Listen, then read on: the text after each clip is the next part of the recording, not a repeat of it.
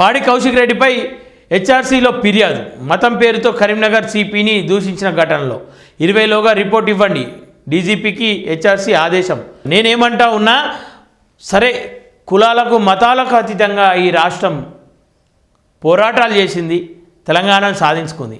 అసలు తెలంగాణ ఉద్యమ సమయంలో అసలు కనబడేటటువంటి మనుషులు ఇలా తెలంగాణ రాష్ట్రానికి వచ్చి ఇష్టానుసారంగా ఎవరిని పడితే వాళ్ళని కులం పేరుతో దూషిస్తూ ఇష్టం ఉన్నట్టు మాట్లాడుతూ మతం పేరుతో కరీంనగర్ పోలీస్ కమిషనర్ను దూషించిన హుజరాబాద్ ఎమ్మెల్యే కౌశిక్ రెడ్డిపై చర్యలు తీసుకోవాలంటూ రాష్ట్ర minority residential school vice chairman Faheem Qureshi సోమవారం నాంపల్లిలోని రాష్ట్ర హెచ్ఆర్సీలో ఫిర్యాదు చేశారు. దీనిపై స్పందించిన రాష్ట్ర మానవ హక్కుల కమిషన్ డీజీపీకి నోటీసులు జారీ చేసింది. ఈ నెల 20వ తేదీ ఉదయం 11 గంటలకు రిపోర్ట్ సమర్పించాలని అందులో పేర్కొంది. కాగా ఫిర్యాదు అనంతరం ఫహీం ఖురేషీ మీడియాతో మాట్లాడుతూ కౌశిక్ రెడ్డిని పార్టీ నుంచి సస్పెండ్ చేయాలంటూ బీఆర్ఎస్ అధినేత కేసీఆర్, బీఆర్ఎస్ వర్కింగ్ ప్రెసిడెంట్ కేటీఆర్ను డిమాండ్ చేశారు. ముస్లింలపై ద్వేషం పెట్టుకున్న నేతలను బీఆర్ఎస్ పెంచి పోషిస్తుందని ఆగ్రహం వ్యక్తం చేశారు.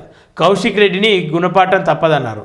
అంటే ఇప్పటి వరకు బీజేపీ కేవలం మతం పైన మాట్లాడుతుందని చెప్పేసి అనుకుర్రు. ఇవాళ బీఆర్ఎస్కి ఇది ఒక గండు కాలం. ఎందుకంటే ఒకవైపు మున్సిపల్ ఎన్నికలు అవుతున్న వేళ కావాలని అరే తుర్కోడా అని చెప్పేసి అంటూ ముస్లింలను అవమానపరిచిండు. ఒక అధికారిని, ఒక ముస్లిం అధికారిని అవమానపరిచిండు.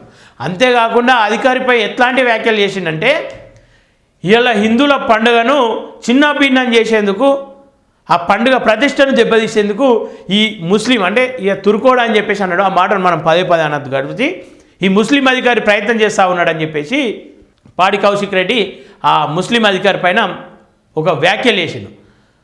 ఆ పండుగ నిన్న ఆల్రెడీ దానికి సంబంధించిన ఇంటర్వ్యూ కూడా నేను అప్లోడ్ చేయడం జరిగింది.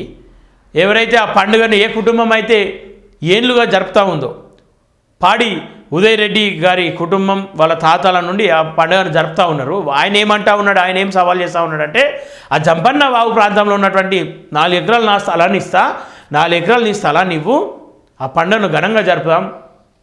ఆ పండుగను అడ్డుకునేందుకు, ఆ పండుగ ప్రతిష్టను దెబ్బతీసేందుకే పాడి కౌశిక్ రెడ్డి అక్కడ గొడవ చేసే ప్రయత్నం చేస్తూ ఉన్నాడు. అది ముందే గ్రహించడం. మేము ఆల్రెడీ పోలీసులకు ఫిర్యాదు చేసాం, కలెక్టర్ దృష్టిలో కూడా ఉంచినాం.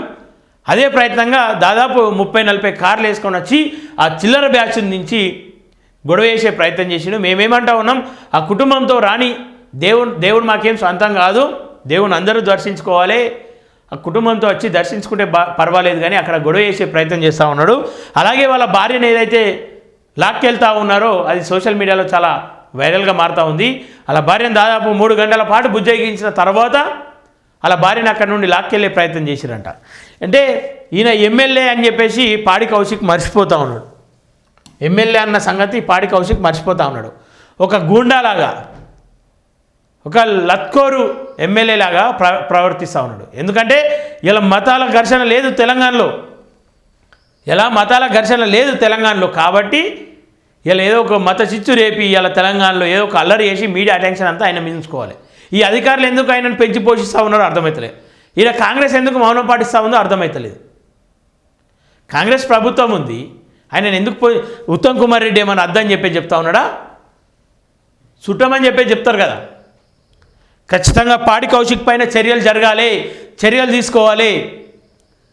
ఒక వ్యక్తి కులాన్ని, మతాన్ని దూషిస్తూ మాట్లాడడం సరైనది కాదు. ఇది రెడ్డి కులంలో ఉన్నటువంటి కుల ఆధిపత్య అహంకారంతో మాట్లాడినటువంటి మాట. రెడ్డి వర్గాన్ని దూషించడం లేదు, నేను కూడా క్లియర్గా చెప్తా ఉన్నా. అందులో ఉన్నటువంటి ఆధిపత్య అహంకారం ఆయనతో అట్లా మాట్లాడిస్తూ ఉంది. ఇలా అదే కులానికి చెందిన ఇంకో మరో వ్యక్తి వచ్చి ఆ ఆఫీసర్ను బుజ్జగించే ప్రయత్నం చేసిండు. సో ఆలోచించాలి ప్రజలు కూడా.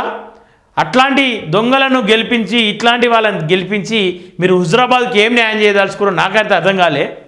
ఎందుకని చెప్పేసి అంటే కేవలం రోజు మీడియా అటెన్షన్ అని చెప్పేసి ఈయన గురించి ఇంకోటి వినిపించింది, అది క్వశ్చన్ మార్కే వాస్తవం అని చెప్పేసి నేను వచ్చే ప్రభుత్వం మనదే, మన పనులుంటే వేసుకోరని చెప్పి మెల్లగా జమ చేస్తున్నట్ట. మరి ఈయన ప్రస్తావన ఒక పెట్రోల్ పంప్ మోసం కాంచెలు మొదలైందంట.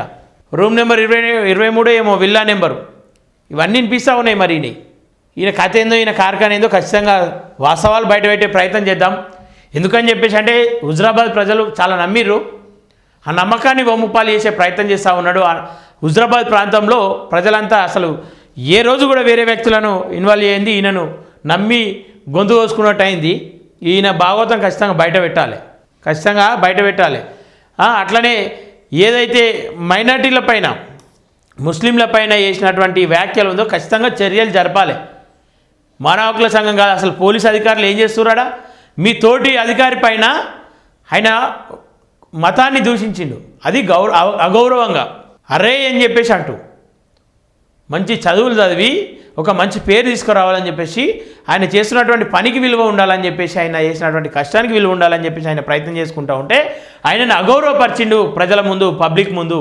ఖచ్చితంగా చెప్తా ఉన్న అధికారులకు కూడా మీరు ఎందుకు మౌనం పాటిస్తూ ఉన్నారో అర్థమవుతలేదు, కానీ అట్లాంటి వాళ్ళని పెంచి పోషిస్తే రేపు రాష్ట్రంలో కలవరాలు జరుగుతాయి. ఆయన కేవలం బీజేపీ మాట్లాడిస్తూ ఉందని చెప్పేసి కూడా అంటూ ఉన్నారు ఆయనతో. మరి బీఆర్ఎస్ ఎందుకు మౌనంగా ఉంది, కేటీఆర్ ఎందుకు మౌనంగా ఉండు, కేసీఆర్ ఎందుకు మౌనంగా ఉండు, ఖచ్చితంగా బయటకు చెప్పాల్సిన అవసరం ఉంది. కేసీఆర్ ఎందుకు అంటే ఆయనను ఎంకరేజ్ చేస్తూ ఉన్నారా? మతం పట్ల ఆయన చేసిన వ్యాఖ్యలను ఎంకరేజ్ చేస్తూ ఉన్నారా? సమాధానం చెప్పాలి. లేకపోతే మీ పాత్ర కూడా ఉంది అందులో. మీ పాత్ర ఉంటే మౌనంగా ఉండాలి, మీ పాత్ర లేకపోతే ఖచ్చితంగా ఆయన పైన పార్టీ ఎట్లాంటి యాక్షన్ తీసుకుంటో తీసుకోవాలి. ఎందుకంటే మీ పార్టీలో కూడా ఉన్నారు మైనార్టీలు, మీ పార్టీలో కూడా ఉన్నారు ముస్లింలు. వాళ్ళకి ఏం చెప్తారు, ఏం సమాధానం చెప్తారు? ఇది కేవలం అధికారిని అన్న మాట కాదు, ఇది యావత్ ముస్లింలను అన్నట్టు. అరే తుర్కోడా అని చెప్పేసి అహంకారంగా మాట్లాడితే ఆయన మీద ఇప్పటివరకు పార్టీ చర్యలు తీసుకోదు, ఇటు ప్రభుత్వం చర్యలు తీసుకోదు. అధికారికి ఇచ్చే విలువ ఇదేనా? మీరు శాంతి భద్రతల కోసం అక్కడ పనిచేస్తున్నటువంటి వ్యక్తి నోటీసు ఉండగా ఇష్టానుసారంగా ఇన్వాల్వ్ అయ్యే అక్కడికి ఎంటర్ అయ్యే ప్రయత్నం చేసినటువంటి వ్యక్తిని అడ్డుకుంటే ఆయన మతాన్ని దూషిస్తాడు. ఇది కేవలం ముస్లింలు మాట్లాడేది కాదు, ఇది హిందువులు కూడా మాట్లాడాలి, క్రిస్టియన్లు కూడా మాట్లాడాలి. నీ మతాన్ని అనగానే నీకు పుంజుకొస్తుంది కోపం, కానీ పరమతాన్ని వేరేటోడు మనోడు దూషిస్తే వాని మీద చర్యలు తీసుకోవద్దా? మన మతం జోలికి వేరే వారు రావద్దంటే వాని మతం జోలికి మనం పోవద్దు కదా. ఖచ్చితంగా దీని మీద మాట్లాడాలి, ఎట్లాంటి చర్యలు తీసుకుంటారో చూడాల్సిన అవసరం ఖచ్చితంగా ఉంది.